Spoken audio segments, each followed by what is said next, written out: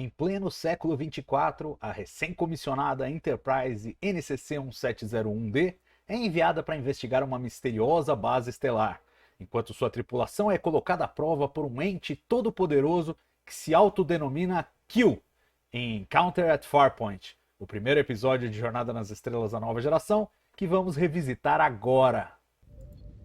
Pois é, estamos falando aí de o início de uma nova era para Star Trek com a chegada de A Nova Geração, uma nova série que colocava de volta Star Trek na televisão depois de um longo hiato.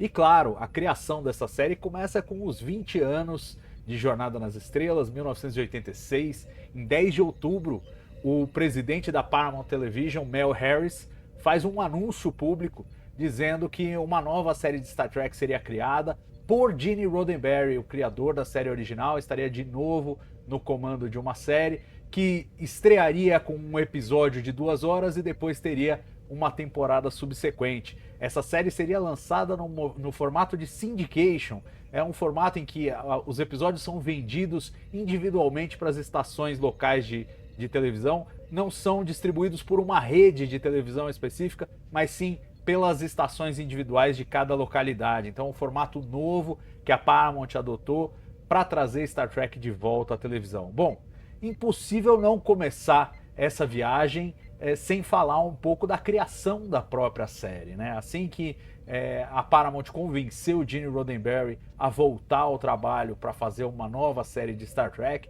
ele trouxe ali de volta, digamos, o seu núcleo, né? As pessoas de maior confiança, que ele tinha uma relação melhor desde a série clássica. Então se juntou ao Bob Justman, Robert Justman, que participou de toda a formação da série clássica desde o The Cage, trouxe o Ed Milkes, que era o cara responsável pelos efeitos visuais lá, a pós-produção da série clássica, trouxe o David Gerrold, que era um dos roteiristas famoso pelo episódio dos Pingos na série clássica, e que estava muito envolvido com esse processo de Star Trek, trouxe ele também para essa equipe, e a DC Fontana, Dorothy Fontana, claro, pessoa de confiança do Roddenberry também, que estava na série clássica desde o começo e pilotou a série animada ali nos anos 70. Fez esse grupinho e ali, a partir de outubro de 86, eles começaram a trabalhar no conceito da nova série. Pensando em basicamente atualizar o formato da série clássica, né? Seguir mais ou menos o mesmo padrão. Existia até uma proposta que estava circulando na Paramount antes disso, de um spin-off, de uma derivada que fosse mais baseada no que estava acontecendo nos filmes, mas o Roddenberry, quando ele assume esse desafio, fala: não, nós vamos fazer uma nova Star Trek no formato antigo, uma nave, uma tripulação, só que vamos jogar para o futuro. E aí decidem, um século depois da série clássica, demorou um pouco até eles ajustarem exatamente que época seria, no final ficou definido que seriam 78 anos após a série clássica, a bordo de uma Enterprise que começou como NCC-17017, depois chegou a ser NCC-1701G, até eles fecharem na NCC-1701D, que acabou consagrada, a quinta nave Enterprise da Federação. Algumas mudanças de formato com relação à série clássica, eles decidiram que haveria famílias a bordo, a tripulação seria muito maior, haveriam os holodecks, uma ideia que já existia ali para a série clássica, acabou não executada na terceira temporada, mas que já estava ali pairando, chegou a ter um gostinho também na série animada, aqui voltaria com muita força, e uma atualização naturalmente da tecnologia toda, né, para esse salto para o século 24.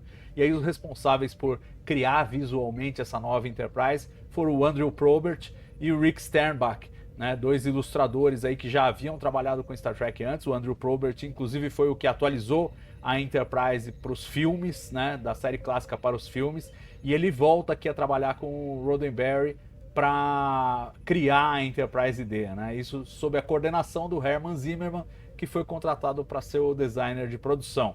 Os uniformes, por sua vez, ficaram por conta do Bill Tais, o mesmo figurinista que trabalhou na série clássica e criou os uniformes clássicos. E os cenários, claro, a partir desse desenvolvimento, começaram a ser construídos, montados nos estúdios 6, 9 e 16 da Paramount em Hollywood, né?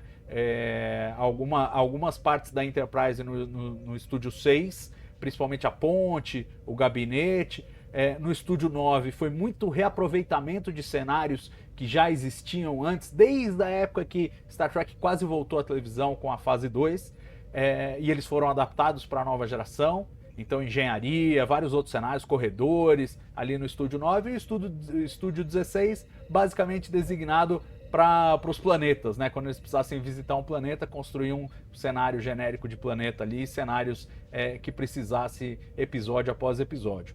Bom, em termos de formato, a série seguiu mais ou menos alguns elementos que já estavam previstos para a fase 2, aquela série de Star Trek que quase existiu nos anos 70 e foi abortada e acabou virando Jornada nas Estrelas do filme.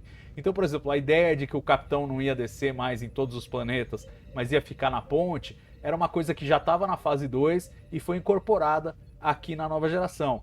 A mesma coisa alguns personagens, a gente vê o Will Riker, o primeiro oficial aqui da Enterprise, e a Deanna Troi, eles têm muitos paralelos, inclusive na relação pessoal entre eles, com o Will Decker, o que seria o primeiro oficial da fase 2, e a Ilia, né, aquela personagem deltana também que acabou aparecendo em Jornada nas Estrelas do filme. O Data, por sua vez, né, aquele personagem criado para ser um espelho ali da condição humana, uma crítica da condição humana, uma espécie de Spock da nova geração, né? Foi uma sugestão do Bob Justman, mas acabou sendo inspirado por uma série que o Roddenberry desenvolveu, chegou a fazer um piloto nos anos 70, chamado The Questor Tapes, que era sobre um androide justamente que tinha a ambição de se tornar humano. Já a médica e o filho, a médica era quase que um apetrecho do filho, e eles estavam pensando nessa ideia de ter famílias a bordo, de repente ter uma criança ali como protagonista. Eles não sabiam se ia ser filho ou filha. Então, durante esse processo todo de criação, eles ficaram muito entre Leslie e Wesley. Acabaram fechando no Wesley Crusher, com a doutora Beverly Crusher. E aí, claro, a Tasha Yar começou como Masha Hernandes, o nome da personagem, mas já tinha aquela característica de ser uma mulher forte, na segurança, tentando empurrar, digamos, as barreiras aí, as fronteiras mais sexistas do passado, e mostrando que as mulheres podiam estar em todo lugar. Apesar desse nome terrível, Masha Hernandes, felizmente mudou de Masha para Tasha, ainda bem. E claro, o LaForge, mais uma coisa de inclusão, aquela coisa do piloto cego, né, que no futuro vai estar completamente integrado, etc. E curiosamente, para arredondar a tripulação, o Worf, um Klingon, que foi uma sugestão do Bob Justman também, a que o Gene Roddenberry resistiu o máximo que ele pôde. Ele não queria pôr um Klingon, ele não queria criar muitos vínculos com elementos da série clássica na série nova, mas acabou convencido, no final das contas foi ele mesmo, ao reescrever o roteiro do piloto, que acabou introduzindo o Worf, e aí se tornaria, claro, um personagem essencial de Star Trek. Bom, quem foi chamado para escrever esse episódio particularmente foi a DC Fontana. Ela foi atraída para o projeto justamente, olha, você não quer escrever o piloto e tal? E aí em 5 de dezembro de 1986 ela entregou a primeira, digamos, o primeiro rascunho, né, do argumento da história, que se chamava ainda Meeting at Farpoint e não Encounter at Farpoint, nessa primeira versão. E era uma história que basicamente conta a história da Estação Longínqua como a gente viu no episódio final.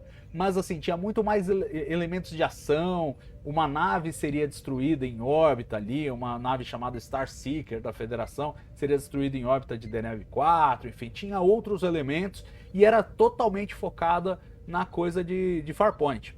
Mas aí o que acontece é o seguinte, havia um debate que se instaurou logo no início, em que a Paramount queria que o piloto tivesse 2 horas, que o primeiro episódio da série tivesse 2 horas, né, ocupasse um slot de 2 horas na televisão. E o Gene Roddenberry não queria de jeito nenhum fazer 2 horas.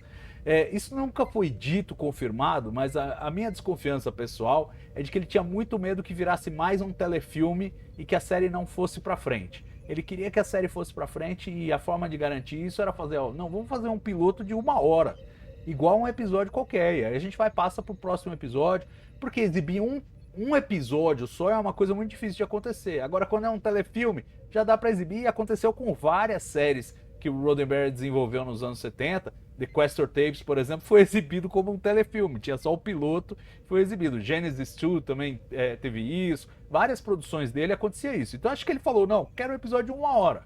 Mas a Paramount estava definida que queria 2 horas de qualquer jeito.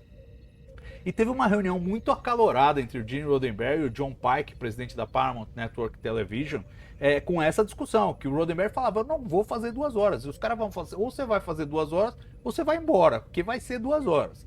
E curiosamente quem estava nessa reunião era o Rick Berman, que era então um dos executivos da Paramount. Ele não tinha nenhuma relação com o Star Trek, mas foi dessa reunião que eles começaram a se entrosar, ele e o Roddenberry, e ele ficou ali em cima do muro nessa reunião, não pulou nem para um lado nem para o outro, e acabou sendo convidado por Roddenberry para fazer parte da produção. Aí ele larga o emprego dele de executivo na estrutura da Paramount e passa a fazer parte da produção de Star Trek, uma ascensão meteórica que ele faria ao final da primeira temporada. Ele já estaria mandando em tudo. E claro, o estúdio olhava com bons olhos a presença dele, afinal de contas era um dos engravatados deles, né, um dos supervisores deles que acabava entrando para participar da série.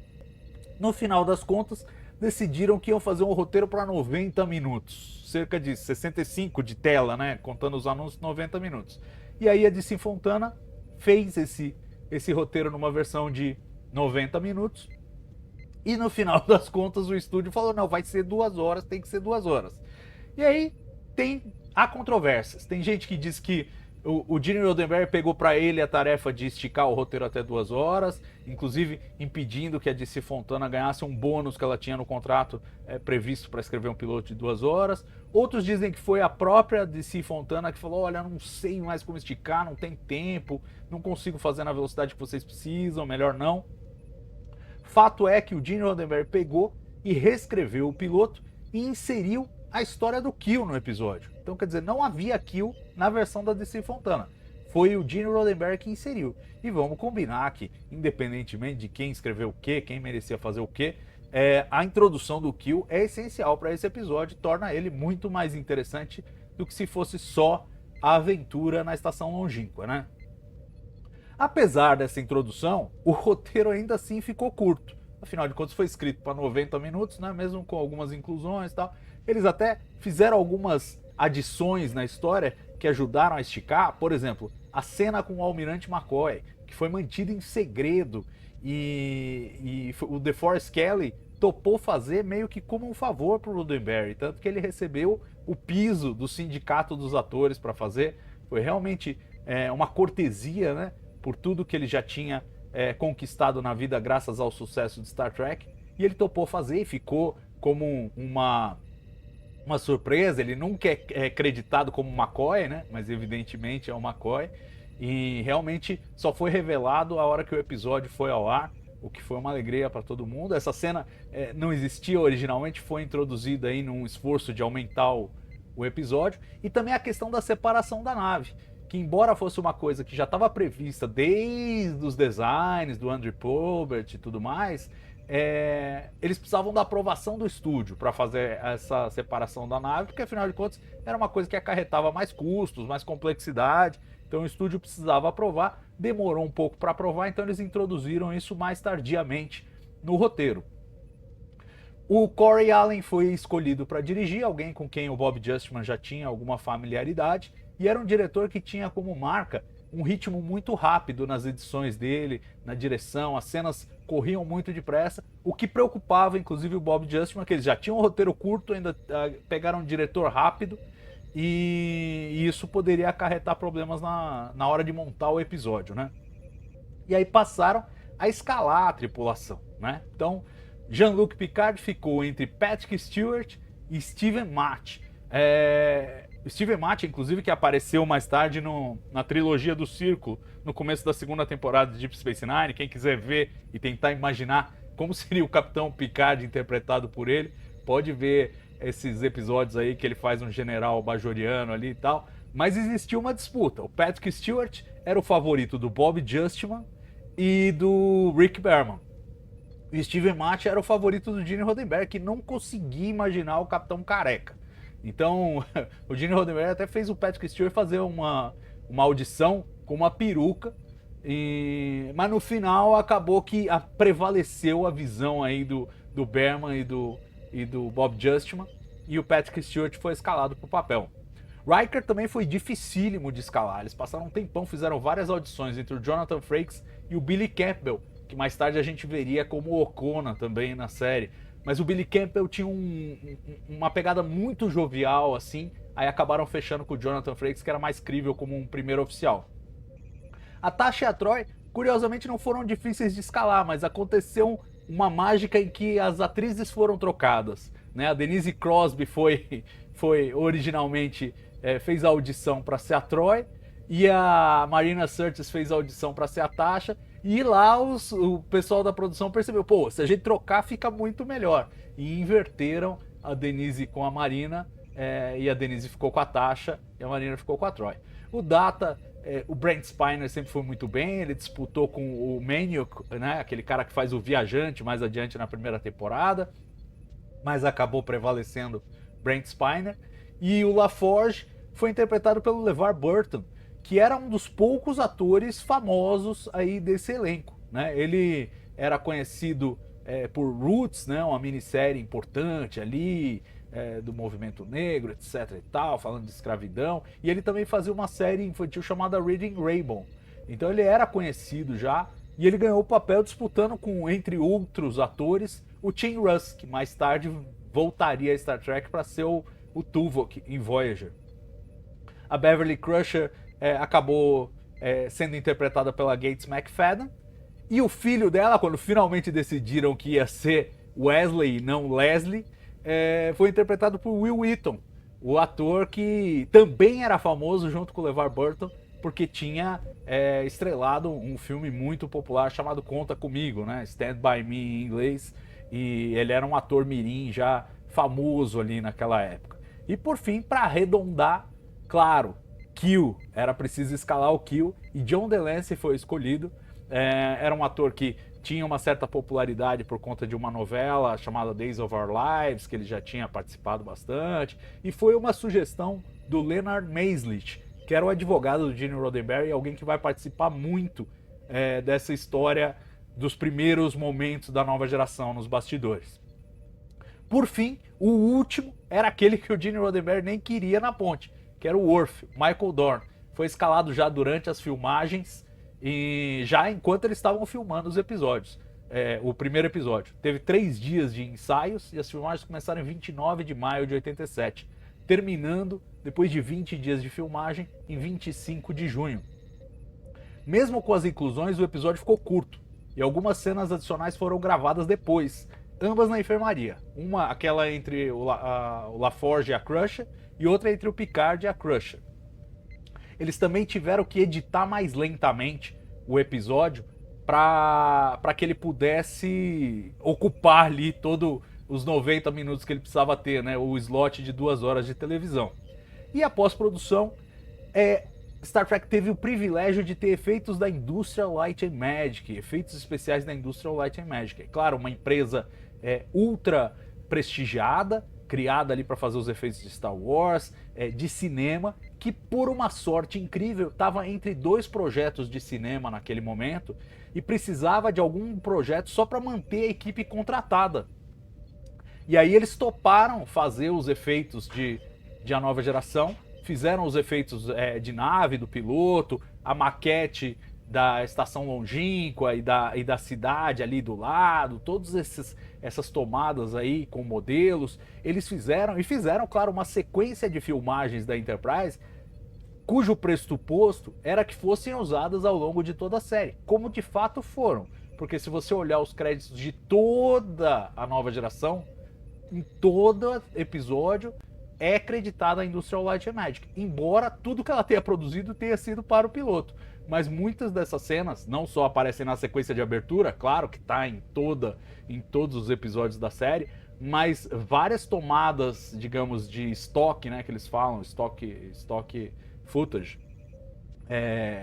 da Enterprise, seriam reutilizadas de novo e de novo e de novo. Então a Enterprise orbitando o planeta, igual a série clássica, né, que tinha muitas cenas reutilizadas. Só que na Nova Geração eles já iam descobrir logo que não ia dar para viver só desse material, e pelo contrário eles iam ter que desenvolver uma rápida técnica para filmar mais e mais e mais e mais efeitos visuais conforme a série fosse avançando, porque a audiência naquela época já estava com um nível de exigência muito superior, depois de ter assistido a filmes como os próprios Star Wars e, claro, as produções de Star Trek no cinema, que já tinham uma qualidade de efeitos visuais espetacular. Resultado final: este episódio teve um orçamento entre 3 e 4 milhões de dólares. O valor exato nunca foi divulgado, são estimativas baseado no que custa mais ou menos um episódio da primeira temporada da Nova Geração, que estava ali em cerca de 1,3 milhão, um episódio simples. Esse aqui deve ter custado uns 3 a 4 milhões, com muita reciclagem de cenários, né? Como a gente falou, muitos cenários que foram construídos para a fase 2 e depois adaptados para os filmes de cinema, acabaram parando em A Nova Geração. Então você pega, por exemplo, a ponte de batalha que a gente vê nesse episódio, né, com a coisa da separação e tal. A ponte de batalha é basicamente a ponte da Enterprise dos filmes, só que redecorada para servir a esse propósito. Então houve muita reciclagem. O trabalho mais concentrado assim foi na ponte de comando. A própria engenharia você vê uma estrutura, se você comparar com imagens da fase 2 e ver o que virou a engenharia da Nova Geração, você vê que tem uma familiaridade, embora, claro, o trabalho em A Nova Geração muito mais refinado, muito mais sofisticado.